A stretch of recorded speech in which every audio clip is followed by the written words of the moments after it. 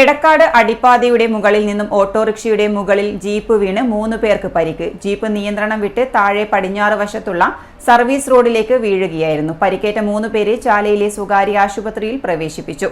അപകട മുന്നറിയിപ്പൊന്നും നിർമ്മാണ പ്രവൃത്തി നടക്കുന്ന ഭാഗങ്ങളിലില്ലെന്ന് നാട്ടുകാർ ആരോപിച്ചു. പുതിയ ദേശീയപാത നിർമ്മാണ പ്രവൃത്തി നടക്കുന്ന എടക്കാടാണ് വാഹന അപകടം നടന്നത്. അടിപ്പാതയുടെ മുകളിൽ കൂടി പോവുകയായിരുന്നു ജീപ്പ്. നിയന്ത്രണം വിട്ട് താഴെ പടിഞ്ഞാറ് വശത്തുള്ള സർവീസ് റോഡിലേക്ക് വീഴുകയായിരുന്നു. സർവീസ് റോഡ് വഴി പോവുകയായിരുന്ന ഓട്ടോറിക്ഷയുടെ പിൻവശത്താണ് ജീപ്പ് വീണത്. അപകടത്തിൽ പരിക്കേറ്റ 3 പേരെ ചാലയിലെ സ്വകാര്യ ആശുപത്രിയിൽ പ്രവേശിപ്പിച്ചു. ഓട്ടോയുടെ പിൻവശത്തായി വീണതിനാലാണ് യാത്രക്കാർ വലിയ പരിക്കില്ലാതെ രക്ഷപ്പെട്ടത്. അടിപ്പാതയുടെ മുകളിൽ കൈവരി കോൺക്രീറ്റ് ചെയ്യുന്നതിനായി കെട്ടിവെച്ച കമ്പി തകർത്താണ് ജീപ്പ് താഴേക്ക് വീണത്. യഥാവിധമുള്ള അപകട മുന്നറിയിപ്പൊന്നും നിർമ്മാണ പ്രവൃത്തി നടക്കുന്ന ഭാഗങ്ങളിലില്ല.